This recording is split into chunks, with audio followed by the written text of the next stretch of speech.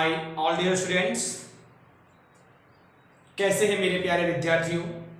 आई hope कि मेरे सभी प्यारे विद्यार्थी बहुत अच्छे होंगे। घर में रहते हुए अपनी स्टडी पर कंटिन्यू फोकस कर रहे होंगे और हम आप लोगों के प्रति सदैव तत्पर हैं। यह आइंस्टाइन क्लासेस जो संस्था है वह आपके लिए सदैव तत्पर है। आपको हमेशा एक न्यू क्लास लेकर के हमेशा आपके बीच में प्रेजेंट होती रहेगी।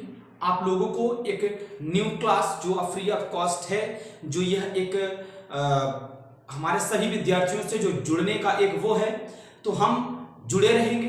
अपने सभी विद्यार्थियों को एक बेहतर कंटेंट प्रोवाइड कराएंगे और एक अपने विद्यार्थियों के अंदर से एक अच्छा राइटर निकालेंगे ताकि वह लाइफ में आगे चल के सक्सेस हो और लाइफ उनकी सक्सेसफुल रहे और लाइफ में डिफरेंट स्टेजेस को अचीव करें और एक दिन काफी ऊंचाई पे जाएं।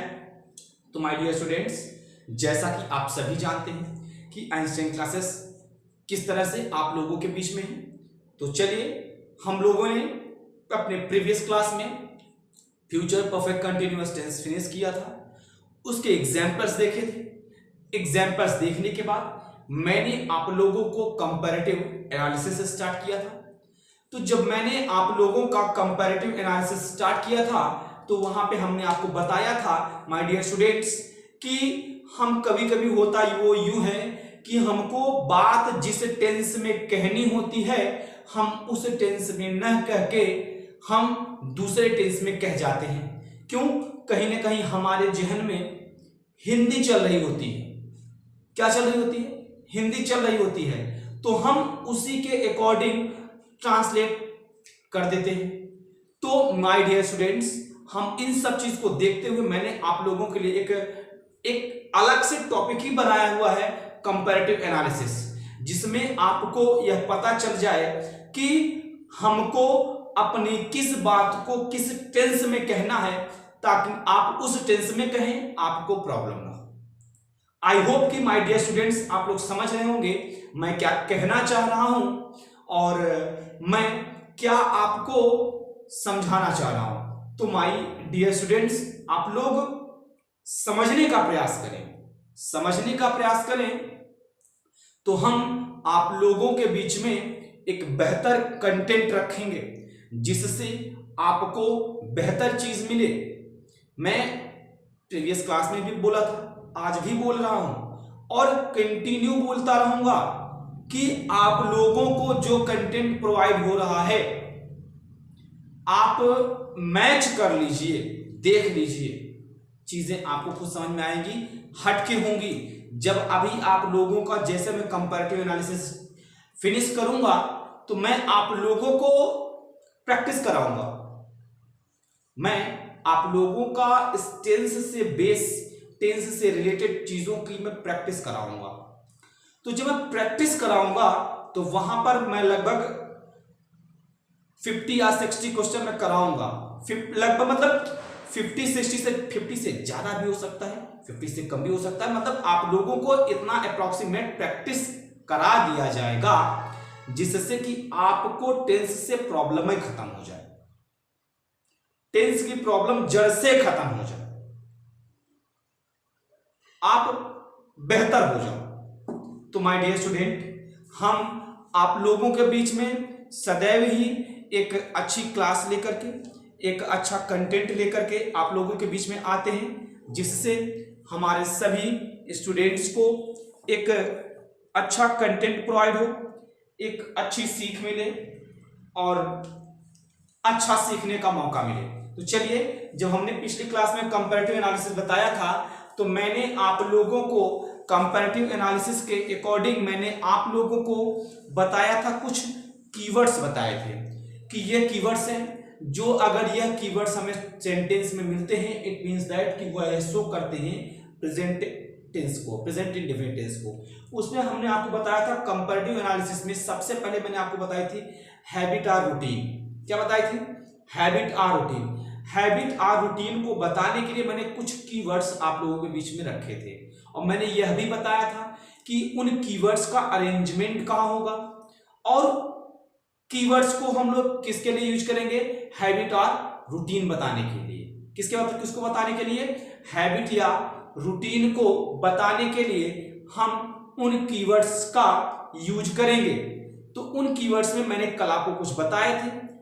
उसके बाद अब हम उससे रिलेटेड कुछ एग्जांपल्स आपके सामने ले दिया था मैंने आपको कि आप इसको देखिएगा, फिर मैं नेक्स्ट क्लास में आप लोगों का इसका सॉल्यूशन कराऊंगा। तो हम उसी एग्जांपल्स को लेकर के उसी एग्जांपल्स का सॉल्यूशन आज आप लोगों के क्लास से स्टार्ट करेंगे, फिर हम चीजों को आगे बढ़ाएंगे। चलिए देखिए, तो कल मैंने आपको बताया था कि जितना मैं अंडरलाइन करूंगा सिर्फ उतना पढ़िएगा। मैंने कल भी बोला था, आज भी बोल रहा हूं कि जितना मैं अंडरलाइन करूंगा बस उतना पढ़िएगा, चीजें आपके समझ में आएंगी। Rahul is waking up early in the morning.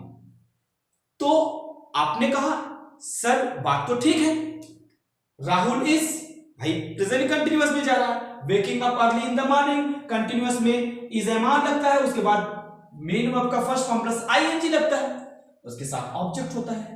ये बात तो आप लोगों ने कही कि हाँ सर बात तो सही है। जब बात तो सही होने की बात आती है माय डियर स्टूडेंट्स, तो अब हम इसको ध्यान देंगे, अपने इस वर्ड को ध्यान देंगे। तो मैंने कल बताया था कि जो मैंने कीवर्ड्स लिखाए थे, ऐसे कीवर्ड्स अगर सेंटेंस में आते हैं तो वो किसको शो करते हैं, हैबिट और रूटीन को। तो हैबिट या रूटीन हम सदैव प्रेजेंट इंडेफिनिट टेंस में रिप्रेजेंट करने बताने का प्रयास करते हैं। यानी हैबिट या रूटीन को हम सदैव प्रेजेंट इंडेफिनिट टेंस में बताते हैं।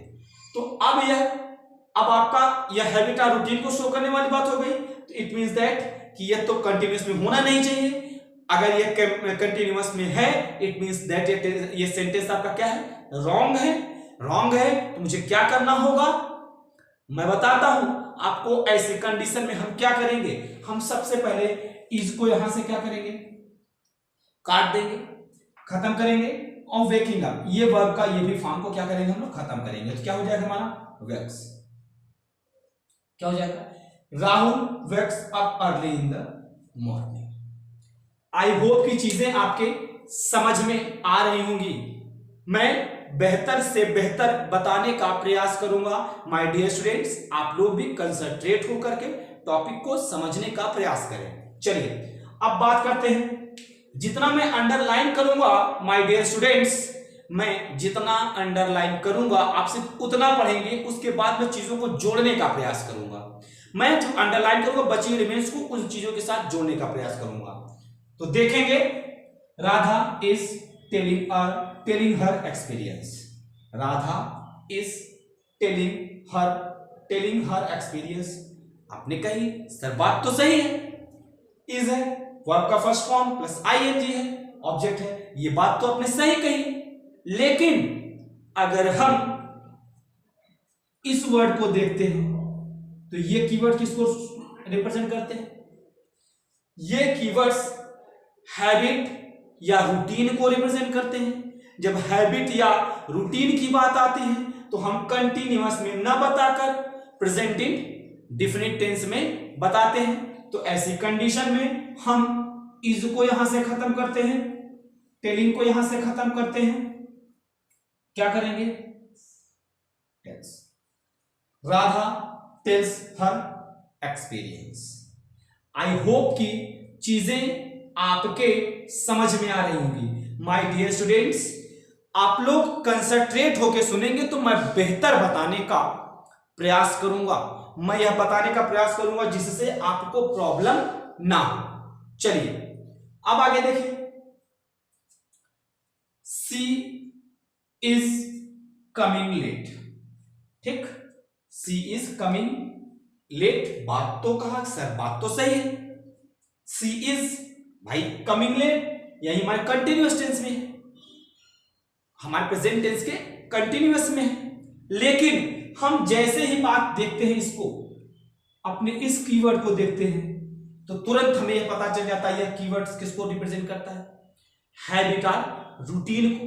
तो जब हैबिट या रूटीन की हम बात करते हैं तो क्या हो जाएगा, यह क्या हो जाएगा आपका, इसको हम यहां से खत्म करेंगे, कमिंग का जो वर्ब का फॉर्म है इसको हम खत्म करेंगे, यहां लिखेंगे कम्स, क्या लिखेंगे, सी कम्स लेट, सी फ्रिक्वेंटली कम्स लेट।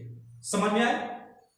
आई होप कि बच्चों आप लोगों को चीजें समझ में आ रही होंगी। मैं बेहतर से बेहतर बताने का प्रयास करूंगा माय डियर स्टूडेंट्स, आप लोग भी समझते रहेंगे। चलिए देखिए, ही इज टेलिंग अ लाई, ठीक। इस टेंस में थोड़ी सी गड़बड़ी है। क्या है? गड़बड़ी है। गड़बड़ी यह है कि अभी मैं इस सेंटेंस को एक दूसरे रूल में बांध के बताऊंगा। गड़बड़ी नहीं है, उसे आप गड़बड़ी नहीं कह सकते हैं। मैं इस टेंस से रिलेटेड आपको कुछ कीवर्ड्स और बताऊंगा जो आपको शो करेंगे। तो जहां पर नो नॉट नेवर की बात आती है, किसकी आती है, नो नॉट नेवर की बात आती है, तो ऐसी कंडीशन में हम लोग क्या करते हैं, आप लोग को मैंने बताया है नो नॉट नेवर के लिए, तो यह नेवर है। तो अब हम इसको आगे मैं अभी आपको बताने का प्रयास करूंगा, बेहतर समझाऊंगा। बस आप अभी मैं उस टॉपिक से रिलेटेड जो चीजें बता रहा हूं आप उसे समझिएगा। ही इज टेलिंग अ लाई, ठीक है।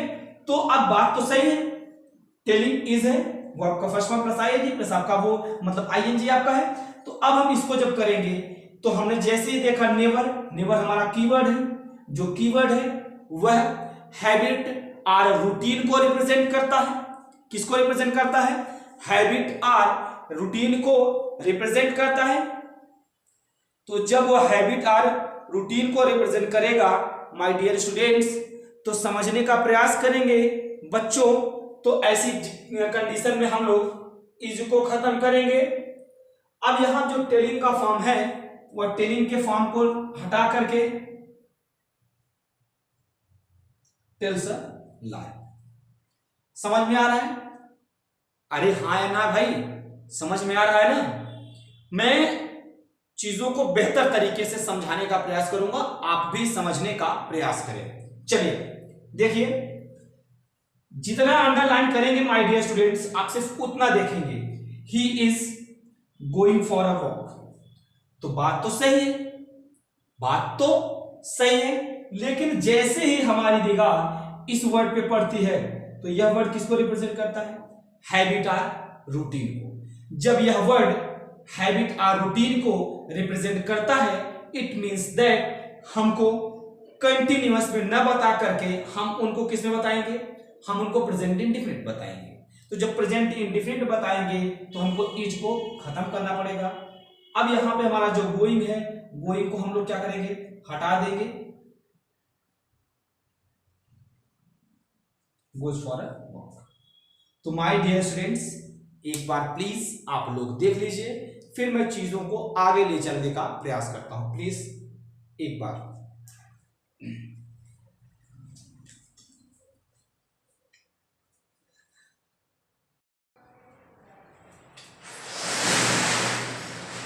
चलिए माय डियर स्टूडेंट्स, हम थोड़ा सा आगे बढ़ने का प्रयास करते हैं और मैं चीज़ों को थोड़ा सा आगे बढ़ा के समझाने का प्रयास करता हूं आप लोगों को। अभी मैंने पीछे आपको एग्जांपल्स दिया था, नेवर करके था। तो अब देखिए, मैं कहा था कि अभी मैं आपको उसके बारे में थोड़ा सा आगे बढ़ने पर मैं चीज़ों को समझा दूंगा, ठीक। तो अब देखिए, मैं चीज़ों को बताने का प्रयास करता हूं। Never, seldom, hardly, rarely, बेयरली, scarcely, ये सब फिर से समझेंगे। Never, seldom, hardly, rarely, बेयरली, scarcely, ठीक है, स्केर्सली, ठीक है। अब इतने ये सब जितने वर्ड हैं, इन सभी के साथ हम कभी भी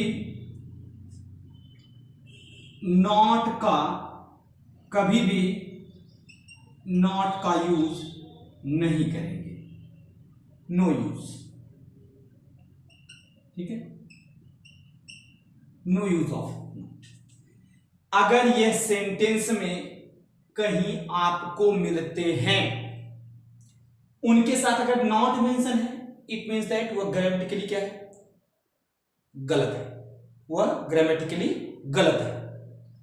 क्योंकि इनका नेवर का मतलब कभी नहीं, सेल्डम कभी, मतलब इन सभी जितने वर्ड दिए गए इनका सबका अर्थ हाल ही में, मुश्किल से, अभी अभी, या मुश्किल से हाल ही में, मतलब कि निगेटिव, यानी जितने वर्ड हैं यह सभी वर्ड नेगेटिव चीज की तरफ इंडिकेशन करते हैं, नेगेटिव की तरफ इंडिकेट करते हैं। तो इनके साथ नॉट का यूज कभी नहीं होता, इनके साथ नॉट का यूज कभी नहीं होता। अगर आपको ऐसे कीवर्ड्स सेंटेंस में मिलते हैं और वहां पर नॉट का यूज हुआ है, इट मींस दैट वहां पर ग्रामेटिकली एरर है, इनके साथ नॉट का यूज नहीं होता। ध्यान से देखेंगे, समझने का प्रयास करेंगे। हम अपने नेक्स्ट टॉपिक पे चलते हैं। Every morning, every evening, every night, daily, day in and day out, ऐसे वर्ड भी हमारे क्या करते हैं, यह हैबिट और रूटीन को रिप्रेजेंट करते हैं। क्या करते हैं, हैबिट और रूटीन को रिप्रेजेंट करते हैं। यह भी अगर आपको सेंटेंस में कहीं दिखाई देते हैं, इट मींस दैट उस सेंटेंस में हैबिट या रूटीन की बात की जा रही है। किसकी बात की जा रही है, हैबिट और रूटीन की। ध्यान से समझेंगे माय डियर स्टूडेंट्स। तो अब हैबिट और रूटीन की बात की जाएगी तो हम हमेशा किस में कहेंगे, प्रेजेंट इंडेफिनिट टेंस में कहेंगे। अगर हैबिट और रूटीन की बात होगी तो उसे हम प्रेजेंट इंडेफिनिट टेंस में रिप्रेजेंट करेंगे। जैसे नीचे एग्जांपल दिया गया है, he is every morning reading newspaper. देखिए अब कुछ चीजें और हैं, ये जितने भी होते हैं, ये आपको जितने भी वर्ड मिलेंगे हमेशा आपको कहां मिलेंगे, कहां पे, एंड ऑफ सेंटेंस में। कहां पर होंगे, एंड ऑफ सेंटेंस में। इनकी जो अरेंजमेंट होगी वह एंड ऑफ सेंटेंस में होगी। अगर ये बीच में आते हैं इसमें दैट वहां पर एरर है। क्या है, एरर है। समझने का प्रयास करेंगे। अगर यह बीच में सेंटेंस में आते हैं इसका मतलब गलत है, वहां पर नहीं होना चाहिए। इनका जो अरेंजमेंट होगा वो सेंटेंस के लास्ट में होगा। इसके पहले भी मैंने बताया आपको, इसके पहले मैंने आपको बताया था कि जो मैंने पहले कीवर्ड बताया था कि ये कीवर्ड वर्ब के पहले यूज किए जाएंगे। अब ये जो कीवर्ड्स हैं यह भी हैबिट और रूटीन को रिप्रेजेंट करते हैं, लेकिन उनकी अरेंजमेंट जो मैंने पहले बताया है, उनकी अरेंजमेंट वर्ब के पहले और इनकी अरेंजमेंट वर्ब के बाद, यानी सेंटेंस के लास्ट। कहां होगी, सेंटेंस के लास्ट में होगी। तो अब ऐसी कंडीशन में अगर हम अपने एग्जांपल्स को देखते हैं, ही इज रीडिंग न्यूज़पेपर, बात तो सही है, बात तो सही है कि कंटिन्यूअस आगे, लेकिन जैसे हम यह वर्ड देखते हैं एवरी मॉर्निंग, एवरी मॉर्निंग देखते हैं, इट्स मीन दैट कि यह हैबिट और रूटीन को रिप्रेजेंट करता है। जब यह हैबिट और रूटीन को रिप्रेजेंट करेगा इट मींस दैट यह हमारा सेंटेंस प्रेजेंट इंडेफिनिट में होना चाहिए था। अब प्रेजेंट इंडेफिनिट होने के लिए हम लोग क्या करेंगे, ही रीड्स न्यूज़पेपर, न्यूज़पेपर। अब मैंने आपको इनके अरेंजमेंट की बात की, तो जब इनका अरेंजमेंट होगा वह कहां चला जाएगा, लास्ट में जाएगा, एवरी मॉर्निंग।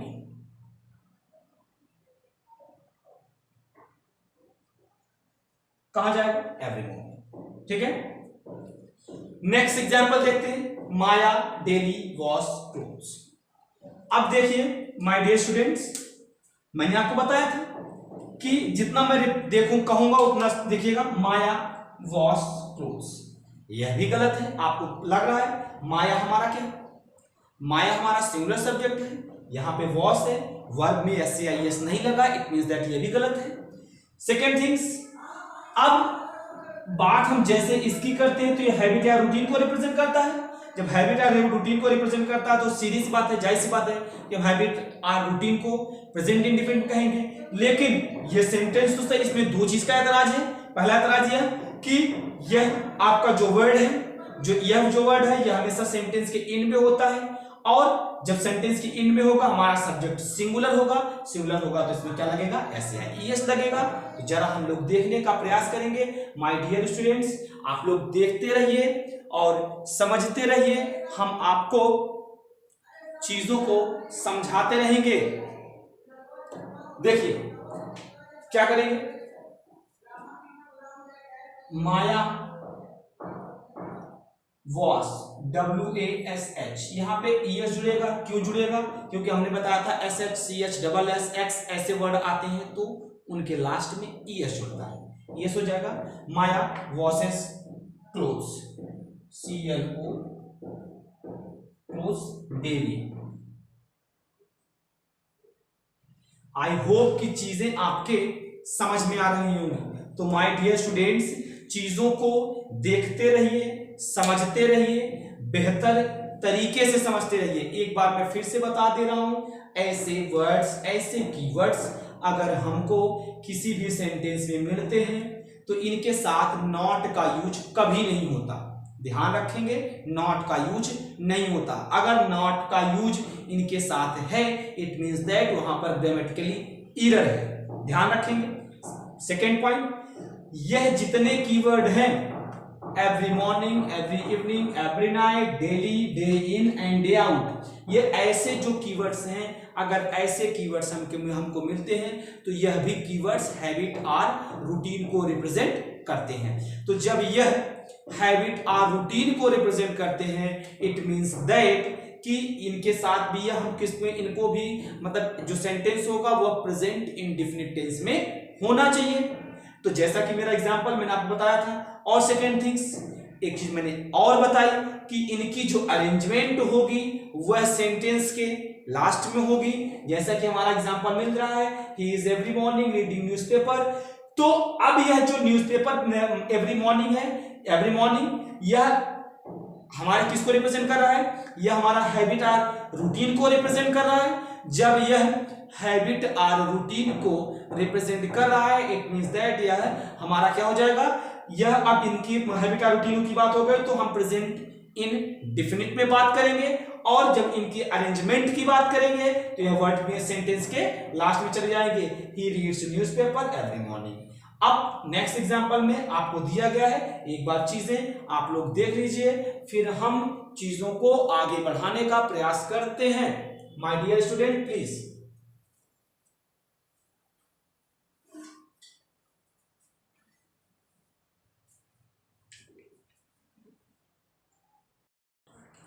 चलिए डियर स्टूडेंट्स, तो वहां तक मैंने चीजें आपको बता दी थी। जो हमारा पहला पॉइंट था, पहला पॉइंट यह था कि हैबिट और रूटीन, जब हम हैबिट और रूटीन बताने का प्रयास करते हैं तो हम, या यूं कह लो, हैबिट और रूटीन को हम सदैव प्रेजेंट इंडेफिनिट टेंस में बताते हैं। अब नेक्स्ट पॉइंट है हमारा क्या, to mention a universal truth. अगर हमको अगर यूनिवर्सल ट्रूथ की बात करते हैं तो उसको भी हम प्रेजेंट इंडेफिनिट टेंस में ही रिप्रेजेंट करते हैं, या प्रेजेंट इंडेफिनिट टेंस में ही बताते हैं। जैसा आपका, अब यूनिवर्सल ट्रूथ में चीजें क्या क्या आती हैं, हर चीजें तो यूनिवर्सल ट्रूथ हो नहीं सकती। बात अगर हम यूनिवर्सल ट्रूथ की करते हैं तो सारी चीजें तो यूनिवर्सल ट्रूथ नहीं हो सकती, ठीक है। तो अब हम देखेंगे क्या क्या चीजें यूनिवर्सल ट्रूथ के अकॉर्डिंग आती हैं, हम उनके बारे में जानने का प्रयास करेंगे। हम देखते हैं, तो सबसे पहला हमारा पॉइंट क्या होगा, साइंटिफिक पॉइंट क्या होगा। अगर कोई साइंटिफिक सॉल्यूशन है, अगर कोई साइंटिफिक फैक्ट दिया गया है, अगर कोई साइंटिफिक फैक्ट दिया गया है तो इट मींस दैट वो हमारे किस में आता है, यूनिवर्सल ट्रूथ के कैटेगरी में आता है। Point second, mathematical fact. Mathematical fact अगर कोई दिया हुआ है वो हमारा किसका आता है, यूनिवर्सल ट्रूथ की कैटेगरी में आता है। Point third, philosophical fact. क्या होगा, फिलोसफिकल फैक्ट। अगर कोई फिलोसफिकल फैक्ट दिया है तो वह भी हमारे क्या आता है, यूनिवर्सल ट्रूथ के अकॉर्डिंग आता है। और साइकोलॉजिकल फैक्ट, यानी कि ये जो चार चीजें हैं यह हमारी यूनिवर्सल ट्रूथ के अकॉर्डिंग आती है। अब हम पहले बात करते हैं साइंटिफिक फैक्ट की। क्या क्या चीजें साइंटिफिक हो सकती हैं, जरा देखेंगे। Water evaporate at 100 degree Celsius. भाई ये तो एकदम सर्टेन किया गया है, यह निश्चित किया गया है कि पानी, भाई फैक्ट है ये कि पानी 100 डिग्री सेल्सियस पर बॉइल करने लगता है। क्या करता है, 100 डिग्री सेल्सियस पर बॉइल करने लगता है। तो यह वाकई बात भाई साइंटिफिक बात हुई। Second point, earth is pulling everything downwards. अब देखेंगे मेरे प्यारे विद्यार्थियों, तो इस सेंटेंस में थोड़ी सी हमको कुछ ग्रामेटिकली एरर समझ में आता है। मैंने आपको बताया कि हम जब यूनिवर्सल ट्रूथ की बात करेंगे, किसकी बात करेंगे, हम जब भी यूनिवर्सल ट्रूथ की बात करेंगे तो हम उसको प्रेजेंट इंडेफिनिट टेंस में रिप्रेजेंट करेंगे। जब मैं बात यूनिवर्सल ट्रूथ की करूंगा तो उसको हम प्रेजेंट इंडेफिनिट टेंस में बताएंगे। लेकिन यहां अब देखो, क्योंकि कहीं ना कहीं हमारे माइंड में, हमारे जहन में हिंदी चल रही होती है, तो हम हर चीजों को हिंदी के अकॉर्डिंग समझने का प्रयास करते हैं। सारी चीजों को हम हिंदी के अकॉर्डिंग समझने का प्रयास करते हैं। तो माय डियर स्टूडेंट, मैंने पहले ही बता दिया है, इंग्लिश को इंग्लिश की भाषा में पढ़ेंगे तो बेहतर होगा। चलिए अब देखिए, earth is pulling everything downwards. तो ऐसी कंडीशन में माय डियर स्टूडेंट्स, तो यह आपका क्या होगा, यह अर्थ पुलिंग नहीं, यहां पे क्या होगा, अर्थ पुलिंग नहीं करेगी कि किसी भी चीज को, अर्थ जो होगी वह पुल नहीं, पुल अपनी तरफ, ऐसा लगा पृथ्वी सभी चीजों को अपनी तरफ खींच रही है, पृथ्वी अपनी सब चीजों को अपनी तरफ खींच रही है, तो ऐसा नहीं है। क्या होगा, द अर्थ पुल्स एवरीथिंग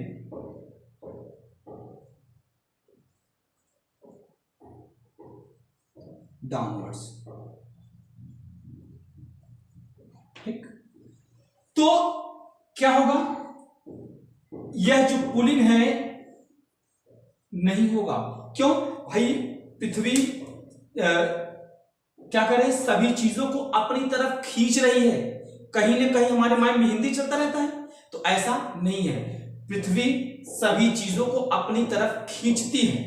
ठीक है, तो यहां पर ये हम इसको कंटिन्यूअस में नहीं कहेंगे। हम जब यूनिवर्सल फैक्ट की, यूनिवर्सल ट्रूथ की बात करेंगे तो हम प्रेजेंट इंडेफिनिट टेंस में कहेंगे। ठीक है, अब अगली बात, the earth is revolving around the sun.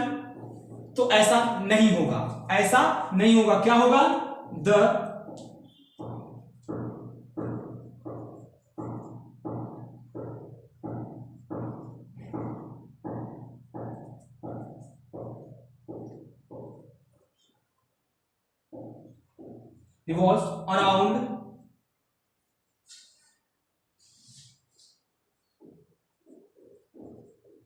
revolves around the sun।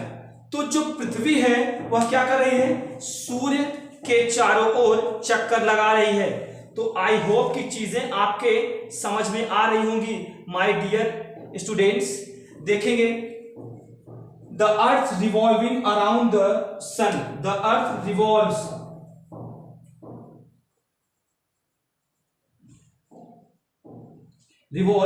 Around the sun. ठीक, अब देखेंगे तो क्या होगा कि यहां पर जो इज दिया गया है, क्या कि हमने पहले ही बताया है, जो साइंटिफिक, जो यूनिवर्सल ट्रूथ होता है, हम सदैव उनको प्रेजेंट इंडेफिनिट टेंस में लिखते हैं। और यूनिवर्सल ट्रूथ की बात करें तो पहला हमारा जो साइंटिफिक बात है, जो साइंटिफिक चीजें, तो साइंटिफिक चीजें जैसे हमारा, मैंने आपको एग्जांपल्स दे दिए। आई होप की चीजें आपके समझ में आ रही होंगी। तो माय डियर स्टूडेंट्स, हम आज की क्लास आपकी यहीं पर एंड करते हैं। नेक्स्ट डे हम आप लोगों के बीच में फिर से एक नई क्लास लेकर के, एक नया टॉपिक लेकर के, इसी से रिलेटेड हम चीजों को आगे बढ़ाएंगे, हम आपको बेहतर तरीके से समझाएंगे। जितनी चीजें आपको बताई गई हैं, एक दो बार वीडियो देखने के बाद आप एक पेन और पेपर से एक एग्जाम्पल्स को या उनके रूल एंड रेगुलेशंस को नोट करते जाएंगे, उससे आपका प्रॉफिट होगा। क्योंकि जब आपका कोई भी एग्जाम आएगा, सपोज दैट मैंने पहले ही बता दिया है 90 वीडियो एक सिलेबस को लेकर बन चुका है पूरा, तो अब आपके लिए पॉसिबल नहीं है 90 वीडियोस देख पाना। अगर आप एक नोट्स बनाए रहेंगे तो आप उसे 2 घंटे में भी देख सकते हैं। तो माय डियर स्टूडेंट्स, साथ साथ नोट्स बनाते चलें, लेकिन एक दो बार साथ में लिखने का प्रयास कतई न करें, बस समझने का प्रयास करें। तो माय डियर स्टूडेंट्स, आज आपकी क्लास यहीं पे एंड होती है। नेक्स्ट डे हम फिर मिलेंगे। जय हिंद मेरे प्यारे विद्यार्थियों, घर पे रहें, सुरक्षित रहें।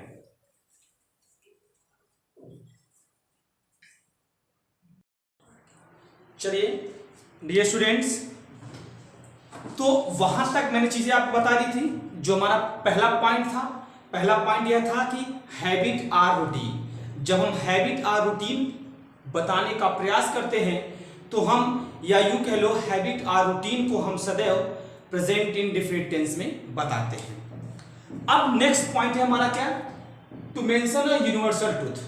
अगर हमको अगर यूनिवर्सल ट्रूथ की बात करते हैं तो उसको भी हम प्रेजेंट इंडेफिनिट टेंस में ही रिप्रेजेंट करते हैं या प्रेजेंट इंडेफिनिट टेंस में ही बताते हैं। जैसा आपका, अब यूनिवर्सल ट्रूथ में चीजें क्या क्या आती हैं? हर चीजें तो यूनिवर्सल ट्रूथ हो नहीं सकती।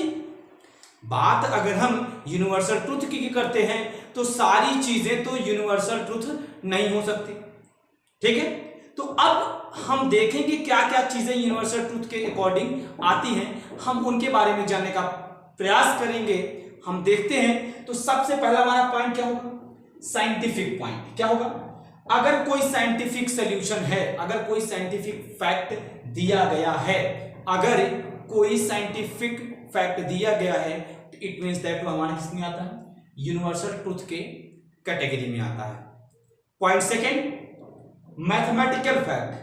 मैथमेटिकल फैक्ट अगर कोई दिया हुआ है वो हमारा किसका आता है, यूनिवर्सल ट्रूथ की कैटेगरी में आता है। पॉइंट थर्ड, फिलोसफिकल फैक्ट क्या होगा, फिलोसफिकल फैक्ट। अगर कोई फिलोसफिकल फैक्ट दिया है तो वह भी हमारे क्या आता है, यूनिवर्सल ट्रूथ के अकॉर्डिंग आता है। और साइकोलॉजिकल फैक्ट, यानी कि ये जो 4 चीजें हैं यह हमारी यूनिवर्सल ट्रूथ के अकॉर्डिंग आती है। अब हम पहले बात करते हैं साइंटिफिक फैक्ट की। क्या क्या चीजें साइंटिफिक हो सकती हैं, जरा देखेंगे। Water evaporate at 100 degree Celsius. भाई ये तो एकदम सर्टेन किया गया है, यह निश्चित किया गया है कि पानी, भाई फैक्ट है ये कि पानी 100 डिग्री सेल्सियस पर बॉइल करने लगता है। क्या करता है, 100 डिग्री सेल्सियस पर बॉइल करने लगता है। तो यह वाकई बात भाई साइंटिफिक बात हुई। Second point, earth is pulling everything downwards. अब देखेंगे मेरे प्यारे विद्यार्थियों, तो इस सेंटेंस में थोड़ी सी हमको कुछ ग्रामेटिकली एरर समझ में आता है। मैंने आपको बताया कि हम जब यूनिवर्सल ट्रूथ की बात करेंगे, किसकी बात करेंगे, हम जब भी यूनिवर्सल ट्रूथ की बात करेंगे तो हम उसको प्रेजेंट इंडेफिनिट टेंस में रिप्रेजेंट करेंगे। जब मैं बात यूनिवर्सल ट्रूथ की करूंगा तो उसको हम प्रेजेंट इंडेफिनिट टेंस में बताएंगे।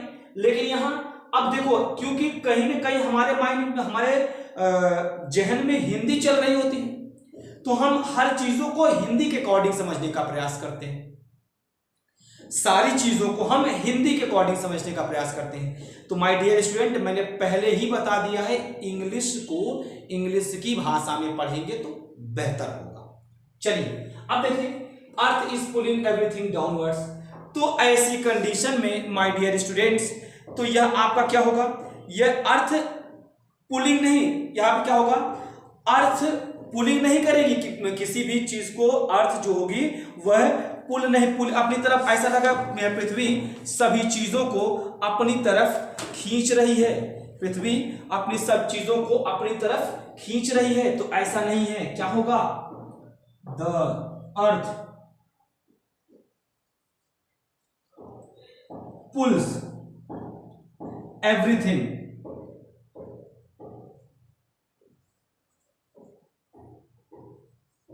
downwards। ठीक, तो क्या होगा, यह जो पुलिंग है नहीं होगा। क्यों भाई, पृथ्वी क्या करे, सभी चीजों को अपनी तरफ खींच रही है। कहीं ना कहीं हमारे माइंड में हिंदी चलता रहता है, तो ऐसा नहीं है। पृथ्वी सभी चीजों को अपनी तरफ खींचती है। ठीक है, तो यहां पर ये हम इसको कंटिन्यूअस में नहीं कहेंगे। हम जब यूनिवर्सल फैक्ट की, यूनिवर्सल ट्रूथ की बात करेंगे तो हम प्रेजेंट इंडेफिनिट टेंस में कहेंगे। ठीक है, अब अगली बात, the earth is revolving around the sun. तो ऐसा नहीं होगा, ऐसा नहीं होगा। क्या होगा, द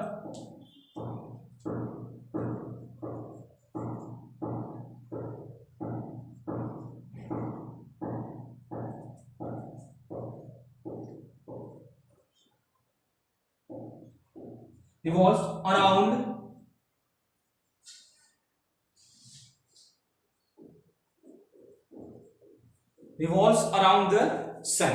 तो जो पृथ्वी है वह क्या कर रही है, सूर्य के चारों ओर चक्कर लगा रही है।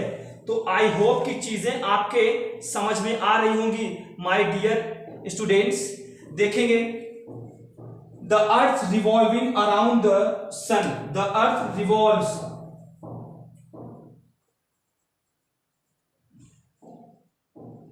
Revolves around the sun. ठीक, अब देखेंगे तो क्या होगा कि यहां पर जो इज दिया गया है, क्या कि हमने पहले ही बताया है, जो साइंटिफिक, जो यूनिवर्सल ट्रूथ होता है, हम सदैव उनको प्रेजेंट इंडेफिनिट टेंस में लिखते हैं। और यूनिवर्सल ट्रूथ की बात करें तो पहला हमारा जो साइंटिफिक बात है, जो साइंटिफिक चीजें हैं, तो साइंटिफिक चीजें में जैसे हमारा, मैंने आपको एग्जाम्पल्स दे दिए। आई होप की चीजें आपके समझ में आ रही होंगी। तो माय डियर स्टूडेंट्स, हम आज की क्लास आपकी यहीं पर एंड करते हैं। नेक्स्ट डे हम आप लोगों के बीच में फिर से एक नई क्लास लेकर के, एक नया टॉपिक लेकर के, इसी से रिलेटेड हम चीजों को आगे बढ़ाएंगे, हम आपको बेहतर तरीके से समझाएंगे। जितनी चीजें आपको बताई गई हैं, एक दो बार वीडियो देखने के बाद आप एक पेन और पेपर से एक एग्जाम्पल्स को या उनके रूल एंड रेगुलेशंस को नोट करते जाएंगे, उससे आपका प्रॉफिट होगा। क्योंकि जब आपका कोई भी एग्जाम आएगा, सपोज दैट मैंने पहले ही बता दिया है 90 वीडियो एक सिलेबस को लेकर बन चुका है पूरा, तो अब आपके लिए पॉसिबल नहीं है 90 वीडियोस देख पाना। अगर आप एक नोट्स बनाए रहेंगे तो आप उसे 2 घंटे में भी देख सकते हैं। तो माय डियर स्टूडेंट्स, साथ साथ नोट्स बनाते चलें, लेकिन 1-2 बार साथ में लिखने का प्रयास कतई न करें, बस समझने का प्रयास करें। तो माय डियर स्टूडेंट्स, आज आपकी क्लास यहीं पे एंड होती है। नेक्स्ट डे हम फिर मिलेंगे। जय हिंद मेरे प्यारे विद्यार्थियों, घर पे रहें, सुरक्षित रहें।